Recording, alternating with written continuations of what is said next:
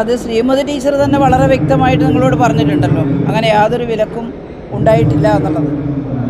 ഞങ്ങളുടെ സംഘടനാ രീതി അനുസരിച്ചുള്ള ചില കാര്യങ്ങളാണ് പറഞ്ഞിട്ടുള്ളത്. ടീച്ചറും പറഞ്ഞിട്ടുണ്ട്, പാർട്ടി സെക്രട്ടറി ഗോവിന്ദ മാഷ് പറഞ്ഞിട്ടുണ്ട്, എല്ലാവരും വ്യക്തമാക്കിയിട്ടുണ്ട്. ഞാൻ വിചാരിച്ചു നിങ്ങൾ ഇപ്പോൾ അതിർത്തിയിൽ നടന്ന അവരുടെ ആക്രമണത്തെക്കുറിച്ചാണ് ചോദിക്കുന്നത് എന്നാണ് കരുതിയത്. അത് മറ്റൊന്നുമില്ല, അതിൽ യാതൊരു സംശയത്തിന് അവകാശവുമില്ല. 75 വയസ്സ് കഴിഞ്ഞവർ പാർട്ടി കമ്മിറ്റികളിൽ നിന്ന് ഒഴിവാകുന്ന ഒരു രീതി ഇപ്പോഴുണ്ട് നമ്മുടെ CPIM-ൽ. അതനുസരിച്ച് സംസ്ഥാന കമ്മിറ്റിയിൽ നിന്നും സെക്രട്ടേറിയറ്റിൽ നിന്നും ശ്രീമതി ടീച്ചർ പ്രായപരിധി കാരണം ഒഴിവാക്കപ്പെടുന്നുണ്ട്. എന്നാൽ ശ്രീമതി ടീച്ചർ വളരെ സജീവമായിട്ട് രംഗത്ത് നിറഞ്ഞു നിന്ന് പ്രവർത്തിക്കുന്നയാളാണ്. ടീച്ചർ മാത്രമല്ല, പ്രായപരിധി കാരണം ഒഴിവായി മാറുന്നത് പുതിയ ആളുകൾക്ക് കമ്മിറ്റിയിൽ ആളുകൾ വരാൻ വേണ്ടിയാണ്. ഈ ഒഴിവായിട്ടുള്ള സഖാക്കൾ എല്ലാവരും AK ബാലനടക്കമുള്ള ആളുകളുണ്ട്.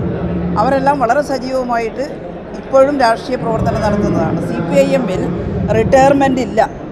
ചില ആളുകൾ വിചാരിക്കുന്നത് 75 വയസ്സ് കഴിഞ്ഞാൽ റിട്ടയർഡായിട്ട് പോവുകയാണ്. അങ്ങനെയില്ല. പക്ഷേ പുതിയ ധാരാളം ആളുകളെ ഉൾക്കൊള്ളുന്നതിന് വേണ്ടി ഞങ്ങളുടെ കമ്മിറ്റിക്ക് ഒരു നിശ്ചിത എണ്ണമുണ്ട് ഓരോ ഘടകത്തിലും. അപ്പോൾ അതിനകത്ത് പുതിയ ആളുകളെ ഉൾക്കൊള്ളിക്കുന്നതിന് വേണ്ടിയാണ് പ്രായപരിധി വെക്കുന്നത്.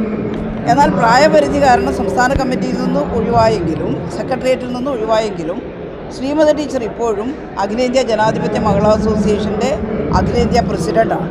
ഏറ്റവും പുതിയ വാർത്തകളും വിശേഷങ്ങളും വിരൽ തുമ്പിലറിയാൻ Zee മലയാളം ന്യൂസ് എല്ലാ ഡിജിറ്റൽ പ്ലാറ്റ്ഫോമുകളിലും ലഭ്യം.